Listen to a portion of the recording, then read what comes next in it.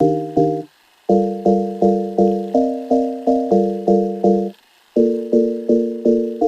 Allison Langer. I'm Andrea Askowitz, and this is Writing Class Radio. You'll hear true personal stories and learn how to write your own stories. Together, we produce this podcast, which is equal parts heart and art. By heart, we mean the truth in a story. By art, we mean the craft of writing. No matter what's going on in our lives, Writing Class is where we tell the truth. It's where we work out our shit. There's no place in the world like Writing Class, and we want to bring you in. Today on our show, we are bringing you a story by Danielle Huggins.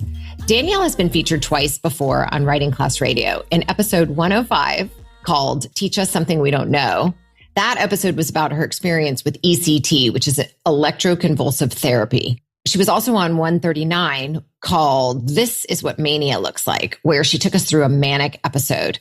If you have not listened to those episodes, you definitely want to check them out. They are very good. Yeah, but let's tell them about this one. Okay. This story was written for our December 2022 writing retreat in Key Largo. So before the retreat, we ask all our participants to please submit an essay with 850 words only. And then Andrea and I both edit them, send them back. Well, first everyone cries. Oh, cries. Of course they do. Yeah, they cry because they're like, what? Why? Only 850 words? No. Can mine be 1,000? That always happens. Yeah. But you know who doesn't do that? Danielle Huggins. She follows the rules. She's a saint. We love her. Yeah, she's cool. Anyway, she got a chance to revise it and bring it back for the group. So then the whole group gets to hear it and give her more edits. And by the end of the retreat, she makes all her edits and brings everything on the very last day. And so what we're bringing you today is Danielle's final version. Pretty cool. It is really cool. And what the episode is about and what the story shows us is how it is possible to write a story that shows a narrator's evolution, even in the midst of a story that that person is living. And it's also an amazing, amazing example of how to end a story. She really lands it. And also how to use music to bring in emotion and mood into a piece. So I thought that was really good. Yes. We'll be back with Danielle's story after the break. We're back, and this is Andrea Askowitz, and you're listening to Writing Class Radio. Up next is Danielle Huggins reading her story, Oh, Where Could My Baby Be? Danielle Huggins is a former middle school math teacher. Now she's a writer and a student of Writing Class Radio. Woo, woo, woo. She's written for the Washington Post and GoMag.com and has been featured on the Writing Class Radio podcast now 3 times. I mean, she's a regular contributor to the Writing Class Radio podcast, clearly. She lives with her husband, daughter, and mom in northern New Jersey. She can be found on social media, Bipolar Danielle, on TikTok, My Life as a Bipolar Mom on Facebook, and Dan Huggins 123 on Twitter. Actually, you can find Danielle Huggins on all the social media channels, and we will put her links in the show notes. And do follow her because she is a really interesting and outspoken voice for bipolar disorder. And she's also really cute and fun and funny. And today on her, what was the post you just showed me? She has like pink hair. It's very cool. Yeah, she's just fun. Pink lion today. Here's Danielle Huggins reading her story, Oh, Where Could My Baby Be?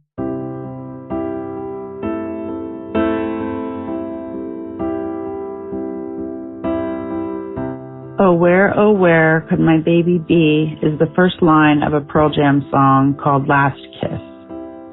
It's a remake of a song from 1961 by Wayne Cochran about a girlfriend dying. To me, it's more literal. My love, my baby, is my 15-year-old daughter. She is in a psychiatric day program. How did my baby become this person with slashes up her forearms? How did she become someone who pulls out chunks of hair, gnaws on her lip until it's so swollen it inhibits her speech, and bites and picks her fingers until so much blood has seeped onto her hoodie it looks like a chocolate ice cream stain?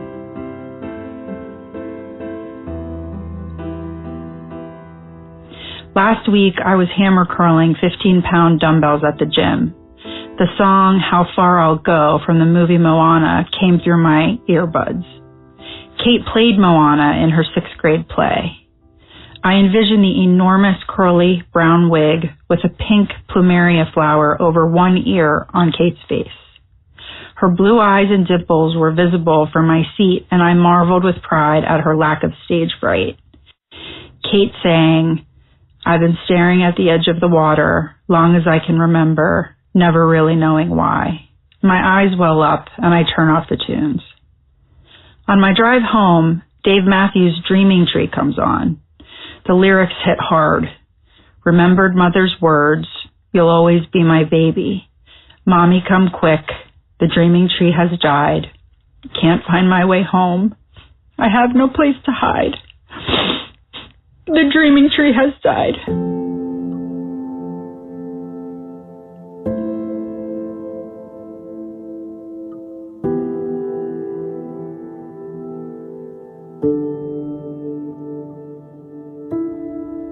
I want to come quick and help Kate, but I don't know how. I lose it. My eyes are burning. Tears are mixing with the salty sweat from the gym, and I can't see. I pull into a parking lot and weep so hard my sedan rocks. She used to be so happy. Anytime she played by herself, I'd hear her humming.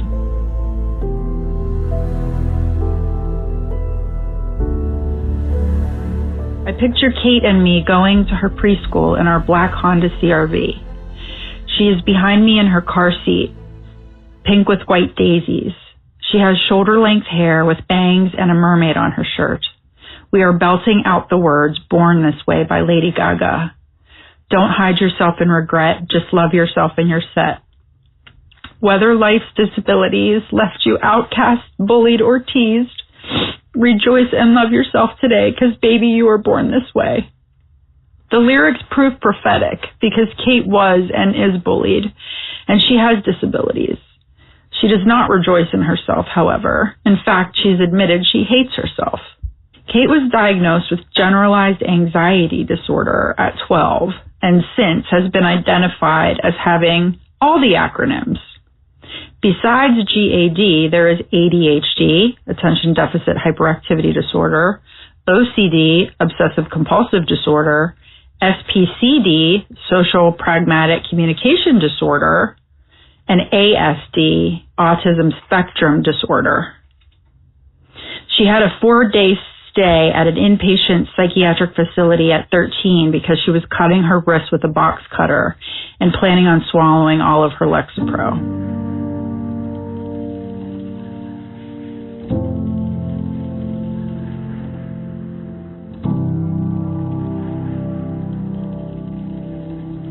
She says she wanted to die because of bullying, which took various forms. She was called toddler and flat. Classmates refused to let her sit with them on the bus or in lunch, often placing a band instrument or backpack on the seat to signify there was no place for her. Once, at an activity night, a girl pretended to be her friend and asked Kate if she would take a selfie with her. When Kate took the picture, the girl stuck out her tongue and licked the whole side of Kate's face. The girl cracked up with her actual friends, and Kate spent the rest of the night crying and hiding in the bathroom. That bullying happened in middle school, and now, when not in the day program, Kate is in a vocational high school where she majors in graphic arts. She has actual friends, but they joke with her, sometimes at her expense. They ridicule her because she can never tell if she's supposed to be in on the joke or the butt of it. Even at the psych program, she is known as the girl who can't take a joke. "I'm a misfit among misfits," she says. Kate says she cuts and picks until she's bloodied because people are mean and the world is unfair. But besides her self-hatred, she despises income inequality, bigots, homophobes, and ableists. I feel utterly helpless. I can't solve these world problems. My forever humming, once carefree child is in crisis. I can't convince her she's on the right track, baby, you were born this way. I can keep reminding her of what a therapist at her program said, that she's perfect as is, and the world is a better place with her in it. But every day that I sign her into this program, take the elevator down to my car and turn it on. I tried to find a song that won't make me cry. And the truth is, there isn't one.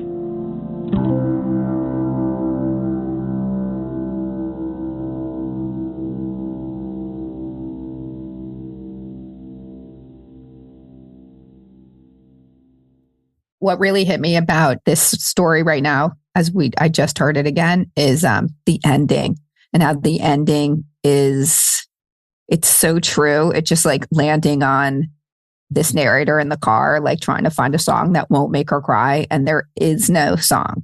So she is in the thick of it. We talk a lot about like, needing distance to write a story, but I don't think so. And here is a great example of this happened today. It's a brutally heavy story. I mean, now we heard it at the retreat, and now I read it over last night before I sent it to her to record. And now hearing it again is just, it hasn't lessened the severity of what this family is going through. And it just, my heart just breaks. I get it. This mom, she just doesn't know what to do. And everything is just makes her sad. She can't protect her kid. And she's using songs as like I don't want to say that goofy object correlative thing, which means like an object that stands in for an emotion. So I don't think it's exactly that, but she's using songs in the story to show us throughout her day that everything reminds her of this situation that she is like in the midst of. Mm-hmm. To me, it just feels so real. It's a brilliant technique. I mean, it really is, because somebody else has already come up with the sentiment and the song. And song has just this incredible way of putting you right into a mode even, and it takes you right out of where you're at presently. So it's like you're kind of in the middle. It can jog your memory. So now she's remembering all the good things. And then it's reminding her of where they're at. I don't know. It's a brilliant mechanism to tell a story. There was one thing that I wanted that I noticed right now. I hate doing this because, like it's too late, but the narrator said that she used to hear whenever her daughter would be playing by herself, I'd hear her humming. Mm-hmm. And now I like, what song? I don't know. But maybe it was no song, because there's, how kids hum. It's just like, just like little kid. Oh, maybe. I'm guessing it was the song, but it's okay. God. Woo. Yeah. Really, really cool. The specifics are vivid and scary. The biting and the picking and the hair pulling. She tells us that her daughter was in 4 days in a mental hospital. She tells us all the acronyms and then explains them. Damn. God. Yeah, really good. We learn about the narrator too. We get that she goes to the gym. We get what kind of music she likes. We get what kind of mom she is. And then we get a lot about Kate as well, who she used to be, who she currently is, what she's gone through. We get a lot of information in just very few words. How long is it? I knew you were going to ask me that question. Sorry. For our purposes, it was meant to be 850 words. And I think it is 850. I think she told me. Yeah, I'm going to look. Well, measure. Yeah, it's 836.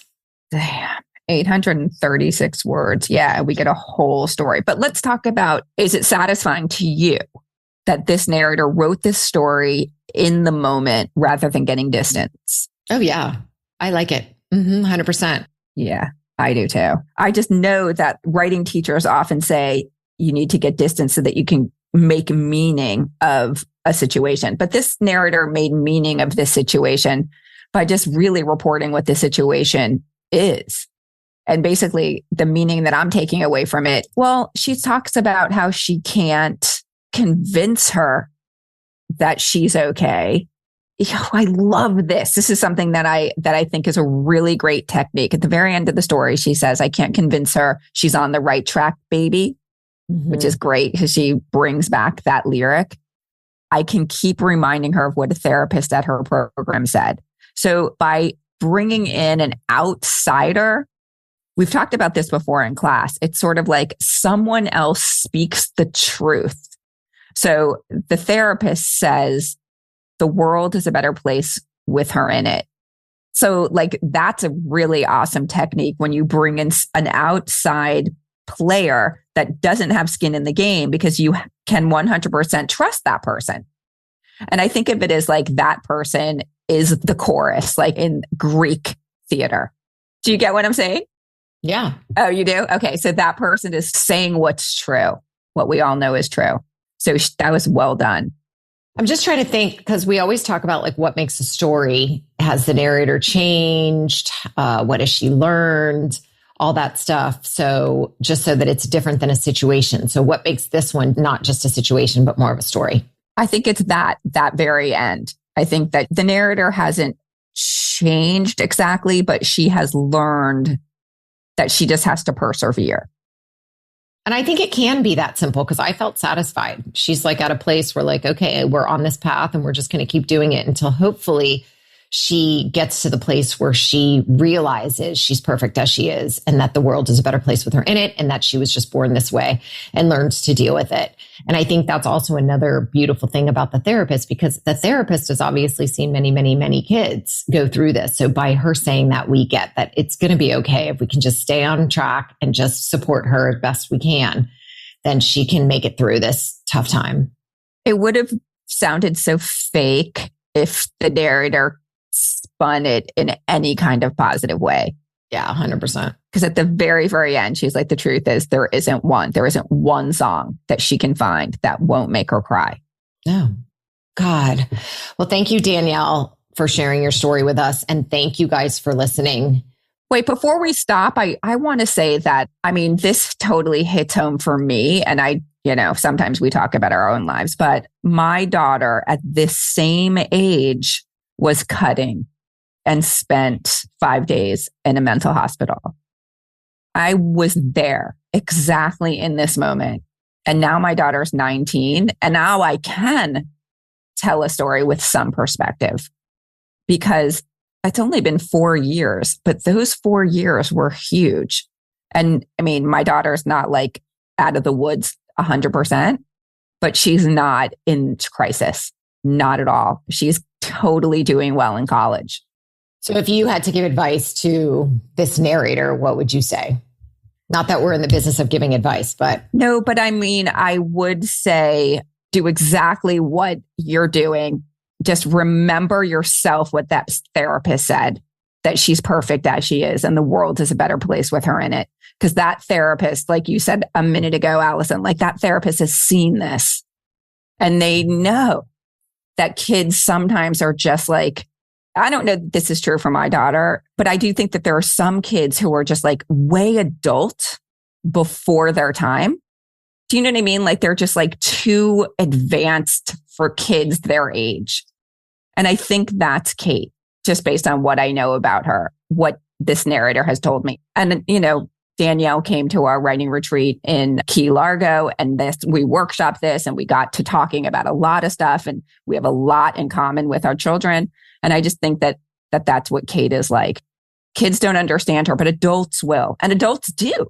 So I don't know. I hope this narrator just keeps remembering that she's perfect as is, or, good enough. My mom always says, you're perfect, but you don't have to be. Oh, that's sweet. I love your mom. Aw.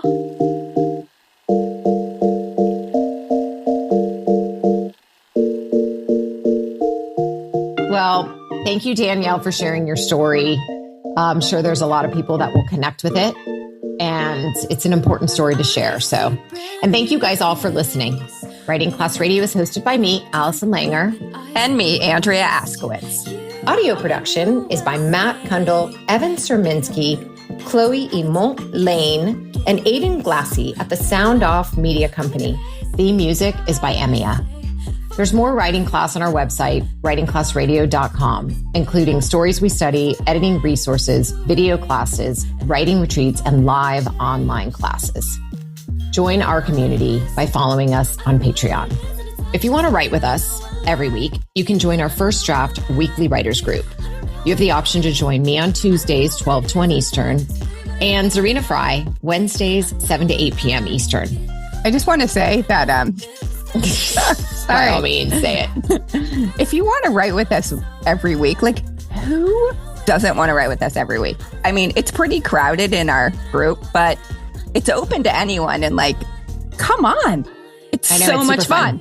It's really fun. We are hanging out twice a week, actually, but I mostly come on Tuesdays, and it's just like so much fun. Okay, go on. Carry on. I will say it does always make me feel like a better writer. And I do seem to come up with new things. And I'm like, oh my God, look, this could actually be something. So I do think 30 minutes of writing is just enough time to get a solid outline or draft of something. And then you go back and work on it and boom, you get to submit it. It happens all the time. So come join us. So exactly what I just said, you'll write to a prompt and share what you wrote. And if you're looking to take your writing to the next level, if you're a business owner, entrepreneur, community activist, or a group that needs healing and want to help your whole team and all your people write better, check out all the classes we offer on writingclassradio.com. Join the community that comes together for instruction, an excuse to write, and most importantly, the support from other writers. A new episode will drop every other Wednesday. There's no better way to understand ourselves and each other than by writing and sharing our stories. There really isn't. Everyone has a story. What's yours? Produced and distributed by the Sound Off Media Company.